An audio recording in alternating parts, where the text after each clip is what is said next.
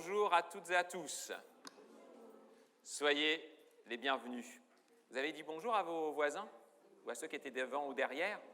Oui, parce que des fois on arrive. Soyez les bienvenus et nous sommes heureux de nous retrouver ensemble dans la présence de Dieu. Parce que nous croyons que Dieu est là. Dieu est au milieu de nous, comme il l'a promis. Quand 2 ou 3 s'assemblent en son nom, il est au milieu d'eux. Mais en plus de sa présence, ce que nous voulons, c'est toute l'approbation de notre Sauveur et Seigneur. Est-ce que déjà votre cœur a battu fort pour un événement? Moi, je me souviens quand je me suis déclaré, je peux le dire, ma femme, elle n'est pas là, elle est au boulot, sur la plage du Havre. Vous allez tout savoir. C'était la première fois que je le faisais, et c'était la seule. Voilà. Mais effectivement, oh là là. Et puis, quand on a dit oui à Jésus, qu'on a donné sa vie, votre cœur ne battit-il pas à fond la caisse? Il y a comme ça des choses extraordinaires. Et la parole de Dieu nous parle aussi d'un feu dans notre cœur. Et c'est ce que nous allons ensemble voir. On va pouvoir lire pour introduire ce partage dans Luc au chapitre 24, versets 28 à 35. Luc 24, verset 28. Lorsqu'ils furent près du village où ils allèrent, il parut vouloir aller plus loin, mais ils le pressèrent en disant « Reste avec nous, car le soir approche, le jour est sur son déclin. » Et il entra pour rester avec eux. Pendant qu'il était à table, il prit le pain, et après avoir rendu grâce, il le rompit et leur donna. Alors les yeux s'ouvrirent, et ils le reconnurent, mais il disparut de devant eux. Et ils se dirent l'un à l'autre « Notre cœur ne brûlait-il pas au-dedans de nous, lorsqu'il nous parlait en chemin et nous expliquait les Écritures ?» Se levant alors même, ils retournèrent à Jérusalem et ils trouvèrent les 11 et ceux qui étaient avec eux assemblés et disant « Le Seigneur est réellement ressuscité, alléluia !» Et il apparut à Simon. Et ils racontèrent ce qui était arrivé en chemin et comment ils l'avaient reconnu au moment où il rompit le pain. Amen. C'est vrai que là, on est dans le contexte juste après... Voilà, quelques semaines après Pâques, quelques jours après Pâques, et Jésus qui venait de mourir sur la croix. Et là, certains des disciples sont à Jérusalem, mais aujourd'hui, il y en a 2 d'entre eux qui partent pour aller sur ce chemin d'Emmaüs. Et c'est vrai que plusieurs questions pourraient surgir à partir de ce texte. Se dire, pourquoi Jésus a-t-il décidé de rejoindre ces 2 disciples sur le chemin ? Sur cette route, pourquoi les disciples ne l'ont pas reconnu tout de suite? On pourrait se dire, mais pourquoi les disciples ont eu comme un feu qui brûle dans le cœur quand Jésus parlait? Et c'est là-dessus, j'ai mis, il y avait un feu dans notre cœur. Et nous, y a-t-il un feu dans notre cœur? Avez-vous donc, comme je dis déjà, ressenti ce feu qui brûle dans notre cœur, à la présence du Seigneur? Quand on lit la parole de Dieu, quand on est dans sa présence, dans sa maison, dans notre chambre, partout où nous sommes et nous sommes en communion avec le Seigneur. Et on découvre ici, dans ce passage, que la résurrection n'est pas seulement un événement historique, mais on va dire c'est aussi une révolution pour la vie de ces 2 disciples, mais aussi pour notre vie, une révolution pour mes pensées, pour mon cœur, pour mon être intérieur, avec des conséquences visibles et concrètes. Nous sommes appelés à vivre la résurrection au quotidien, mes frères et mes sœurs. Est-ce que la croix de Golgotha produit encore un changement radical dans ma vie aujourd'hui? Quelle est la dernière fois où je fus bouleversé par Jésus, par son amour? Quel est le pouvoir de la résurrection dans ma vie, moi qui suis engagé avec Jésus depuis peut-être une semaine, pour certains, 1 mois, 1 an, 10 ans, je ne vais pas dire 100 ans quand même. Et oui, il existe bien une doctrine biblique de la résurrection de Jésus dans la parole, et elle fait partie de l'enseignement des apôtres, où déjà dans le livre des Corinthiens, on voit qu'il est dit « Je vous ai enseigné avant tout, comme je l'ai aussi reçu, que Christ est mort pour nos péchés, selon les Écritures, qu'il a été enseveli et qu'il est ressuscité le 3e jour, selon les Écritures. » Et ça bouleverse les vies. Ça me fait penser comme à Marie de Magdala qui était venue et elle était bien apeurée quand elle a vu qu'il n'y avait plus le corps du Seigneur.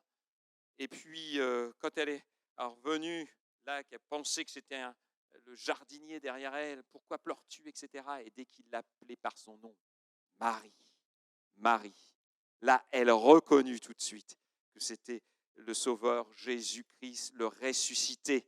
Et sa vie, ô combien fut-elle bouleversée, comme nos deux sur le chemin d'Emmaüs, qui là, ici, disaient, mais notre cœur ne brûlait-il pas? Mais parce qu'ils ont pris la communion, parce que, voilà, eh bien, leurs yeux ont été ouverts. Et que nos yeux, ce matin, s'ouvrent aussi. Ma vie est-elle toujours bouleversée par le Seigneur au quotidien? Eh bien, cela passe d'abord, premièrement, je dirais, par la compréhension de notre identité. L'identité, vous savez, c'est votre nom, votre prénom, votre date de naissance, votre lieu de naissance qui sont répertoriés à l'état civil. Et en France et dans de nombreux pays, tout ceci est protégé par la loi parce que nous sommes tous des êtres humains, mais nous sommes tous uniques. Et aux yeux de Dieu, combien nous sommes aussi précieux et uniques. Et donc, cette identité, je veux aller au-delà de cette identité, je veux dire légale. Nous avons notre identité qui se construit aussi au cours de notre vie, notre identité personnelle, avec nos goûts, etc. aussi. Identité légale, identité personnelle. Mais nous, enfants de Dieu, nous avons aussi l'identité de Christ. Alors c'est vrai que par défaut, l'homme naît avec, on pourrait dire, l'identité d'Adam. Avec la chute, eh bien oui, nous aussi, eh bien, nous sommes entachés par le péché et nous sommes retrouvés dans le même piège. Et vous savez qu'encore aujourd'hui, de peur que nous découvrions vraiment quelle est notre identité en Christ, de pouvoir manifester notre autorité que le Seigneur nous donne, eh bien, vous savez, l'ennemi de nos âmes vient nous accabler parfois, par nos pensées, par parfois des pensées impures aussi, qui peuvent nous distraire au quotidien. Et puis à partir de là, eh bien, c'est comme ça qu'on perd notre estime de soi et qu'on commence à mal se voir. Et on est dans un cercle vicieux. Mais que je puisse saisir les paroles de l'apôtre Paul. Car depuis que je suis avec Jésus, comme il l'a dit, je suis été crucifié avec Christ, et si je vis, ce n'est plus moi qui vis, c'est Christ qui vit en moi. Est-ce que ceci est réel pour moi? Et faisons cette prière, comme Paul l'a écrit aux Éphésiens, qu'il illumine les yeux de mon cœur, pour que nous sachions quelle est l'espérance qui s'attache à mon appel. Je me l'associe parce que c'est mis à la troisième personne dans le texte, mais je l'associe pour moi. Quelle est la richesse de sa gloire et de mon héritage qu'il réserve à chacun d'entre nous, nous ses saints, pour que nous puissions comprendre l'infinie grandeur de sa puissance, se manifestant avec efficacité par la vertu de sa force.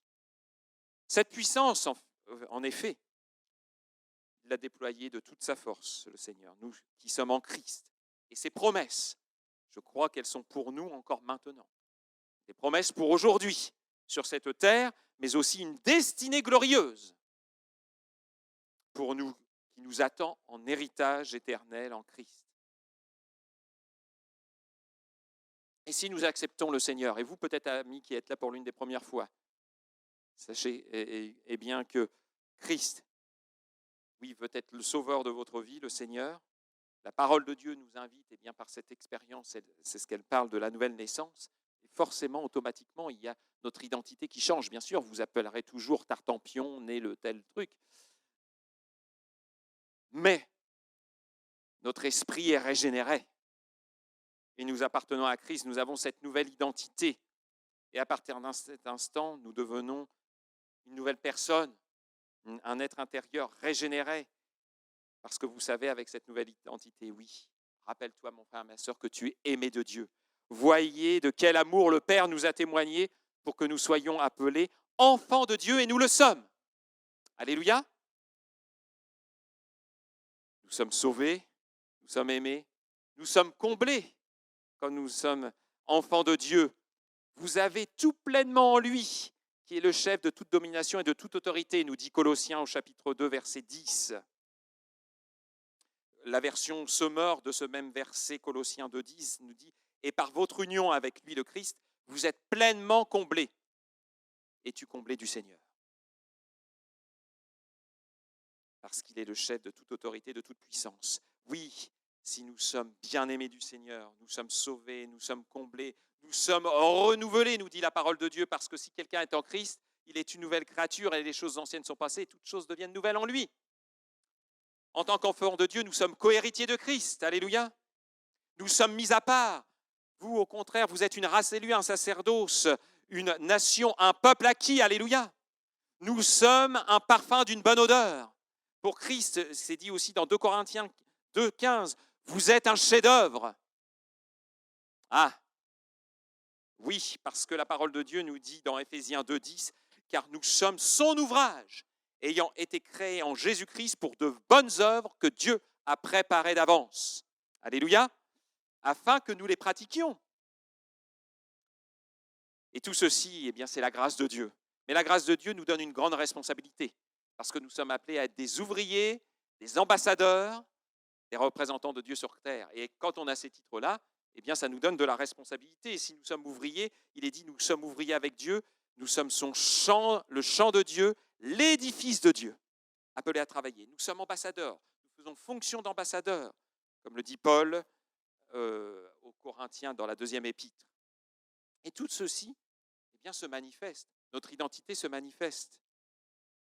Si nous sommes une nouvelle créature, avec cette nouvelle identité, rien de notre passé, rien de notre ancienne position, de notre ancienne identité, autrefois limitée, ne peut être utilisé, on pourrait dire, par l'ennemi de nos âmes pour nous accabler et nous accuser encore aujourd'hui.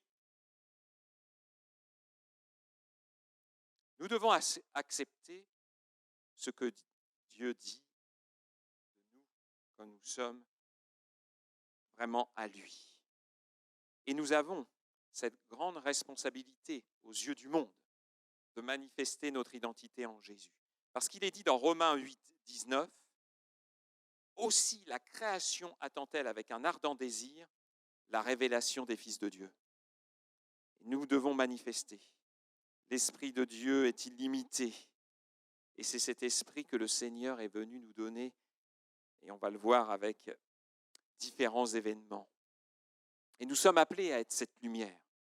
La parole de Dieu ne dit-elle pas que nous sommes la lumière du monde et puis qu'une ville située sur une montagne eh bien, ne peut être cachée.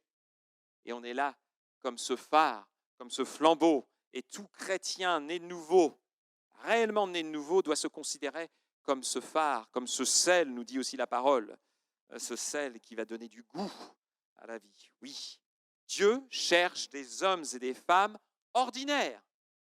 Nous ne sommes pas meilleurs que les autres. Dieu cherche des hommes et des femmes ordinaires, des jeunes et des moins jeunes, afin d'accomplir des choses extraordinaires parce que nous appartenons au Dieu tout-puissant, au Dieu extraordinaire.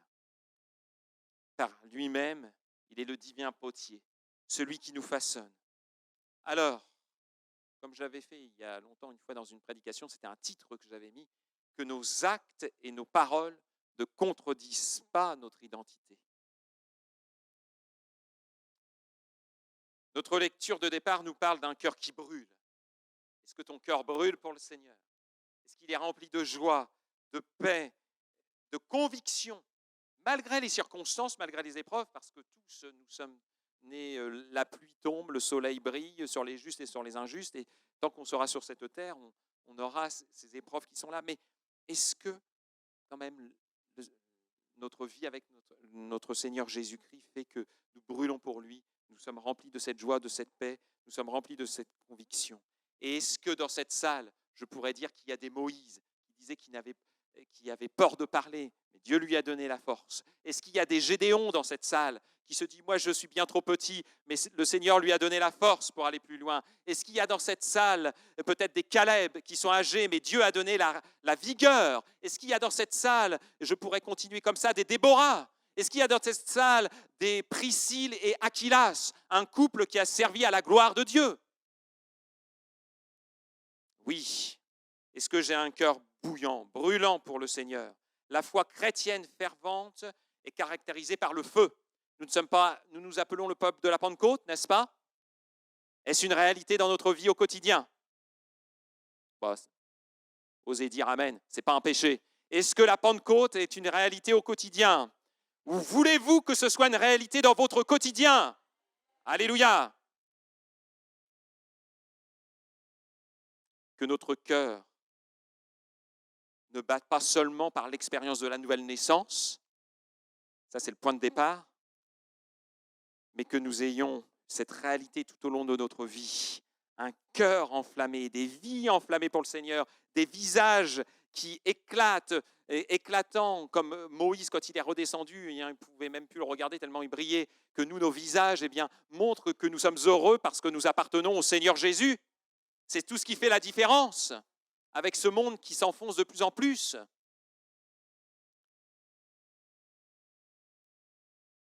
Vous savez, la parole de Dieu parle de plus de 1000 fois du feu dans la parole. Alors, soit dans le sens littéral, pour faire la cuisine, pour brûler des aliments, etc., ou dans un sens symbolique.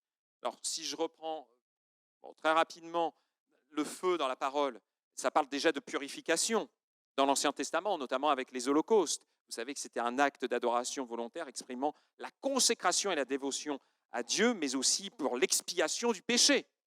Et ça devait passer où là, on allait offrir l'animal en entier, que ce soit un bélier, un oiseau, un taureau, et tout l'animal était brûlé pour l'Holocauste, pour obtenir le plein pardon.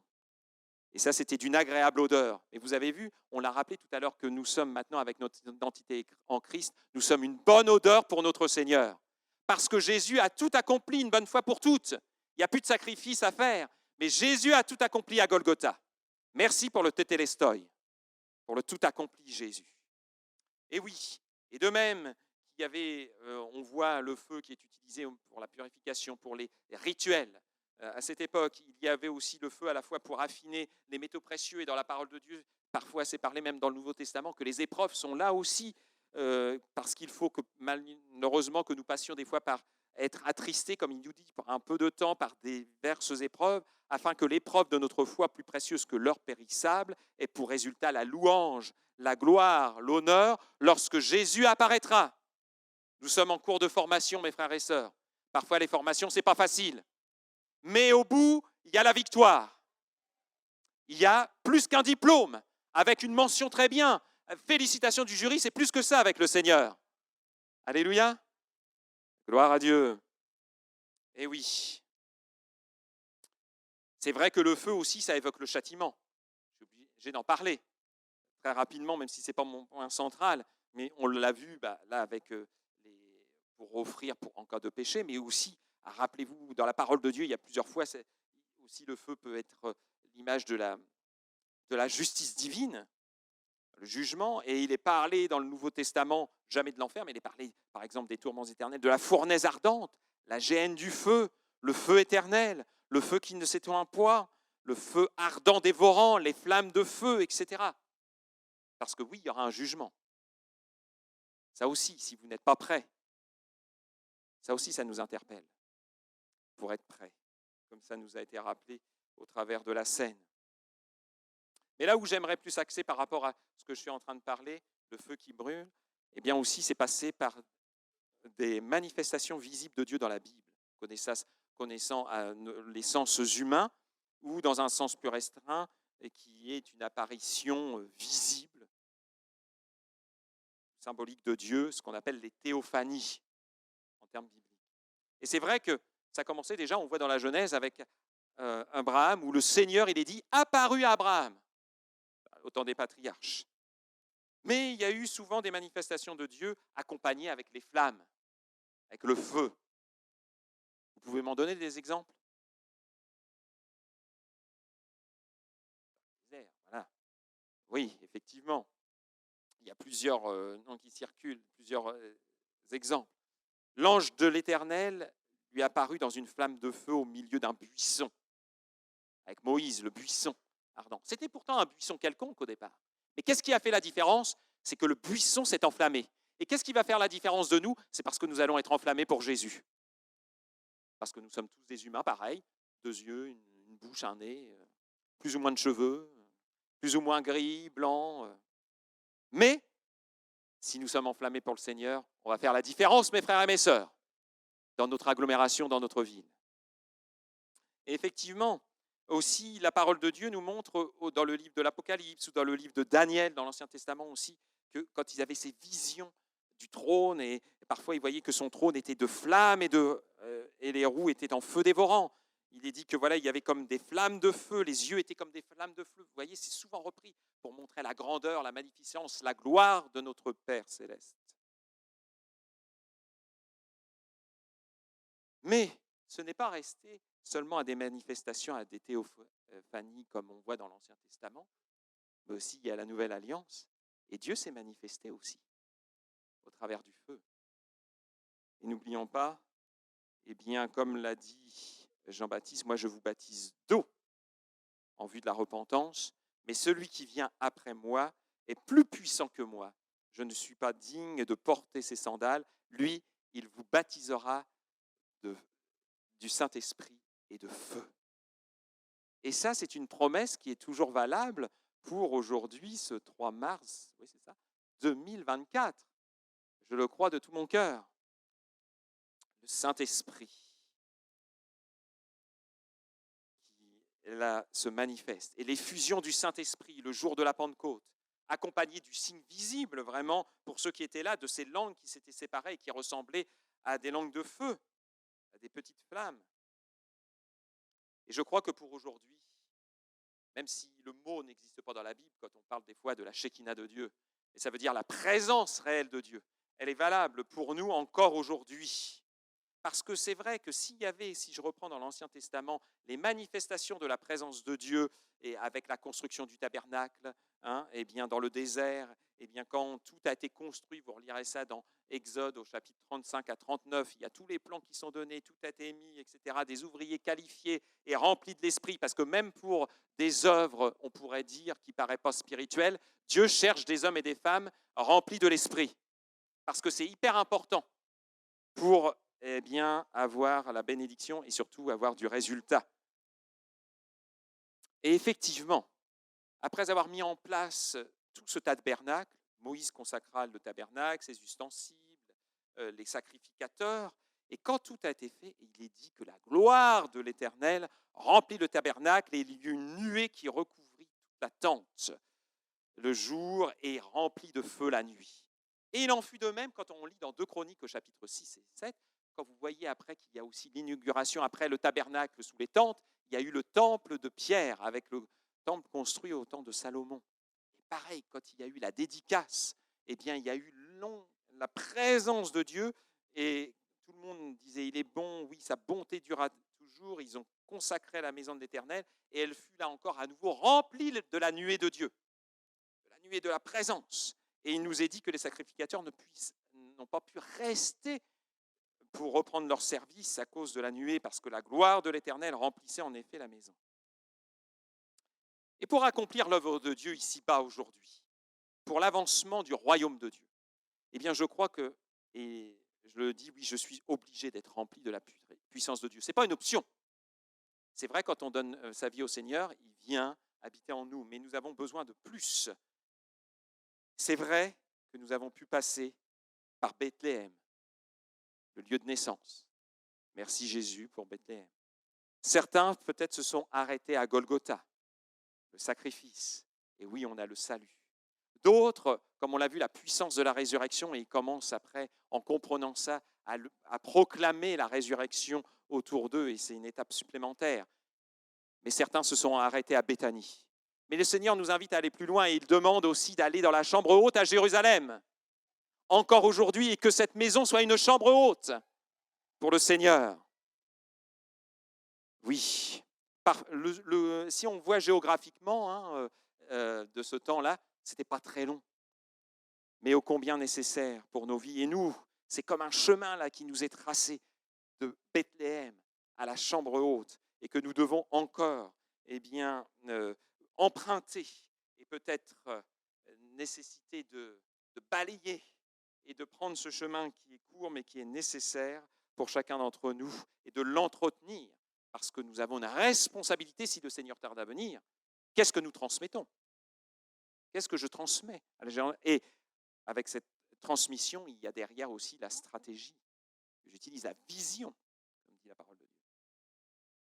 Et Jésus lui-même, après son baptême d'eau, parce qu'il a voulu montrer l'exemple parfait, il s'est fait baptiser d'eau, mais le Saint-Esprit est descendu sous la forme d'une colombe.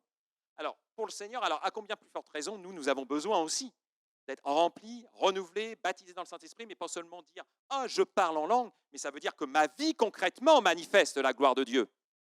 Et là, j'ai un autre langage. Et là, j'ai une autre attitude. Que ce soit ici, entre guillemets, c'est facile, mais à l'extérieur. Enfant de Dieu renouvelé. Comme je vous l'ai dit, qu'est-ce qui a fait que le buisson Moïse a été captivé, capté, parce que le buisson c'était pas un buisson ordinaire, mais qui était en feu. Et nous aussi, nous avons besoin d'être de ces buissons en feu.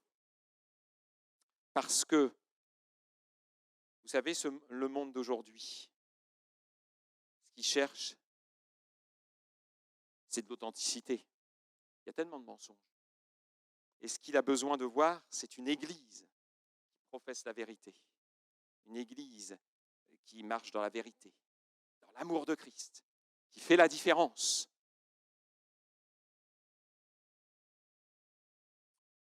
Oui, l'église qui brûle pour Dieu, c'est celle qui va attirer l'attention. Et pour avoir cet embrasement, nous qui sommes les pierres vivantes, nous devons tous être embrasés du Seigneur.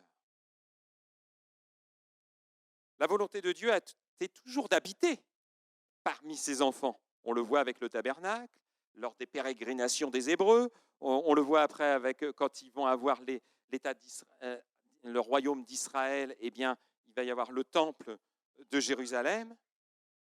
Mais pour nous, au XXIe siècle, ce qui est extraordinaire, c'est que cette promesse est toujours d'actualité, la Pentecôte remplie de feu, parce que Dieu n'habite plus dans une tente.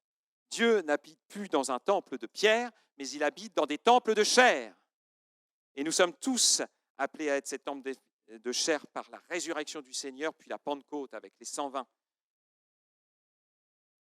Ça me fait penser à la vision du prophète Ézéchiel, au chapitre 37, où même si ça s'adresse pour Israël, on peut dire quand même aussi pour nous, enfants de Dieu, où il voyait cette plaine d'eau desséchée. Mais le Seigneur lui a dit, regarde. Et tu vois, tous ces eaux, je vais les rassembler. Et après, il y a eu les nerfs, la chair.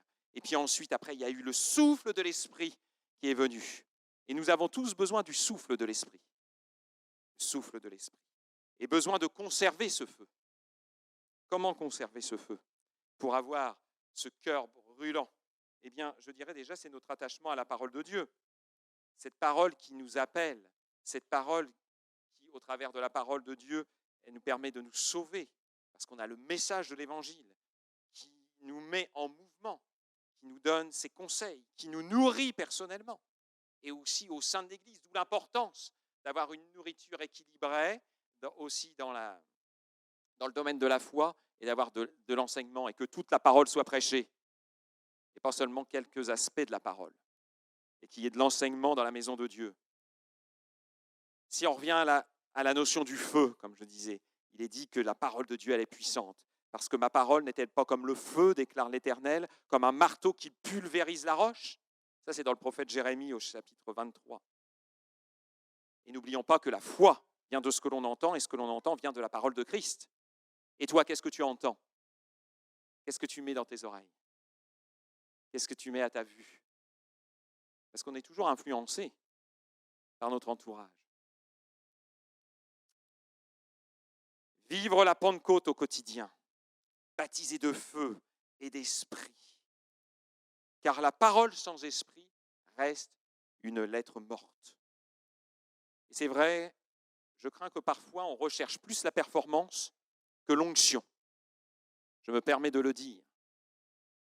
Je le mets pour moi-même, pour tout le monde. Bien sûr. Alors là, jamais je ne dirais il faut se former. Je suis prof, donc il faut essayer d'être le mieux possible, le meilleur dans tous les domaines. Mais ô combien qu'on serait des pros dans la musique, des pros pour s'occuper des enfants, des pros de la sono, mais s'il n'y a pas l'onction, ça vaut zéro. Et nous avons besoin d'être des hommes et des femmes remplis de l'esprit. Des hommes et des femmes remplis de l'esprit et de feu de Dieu.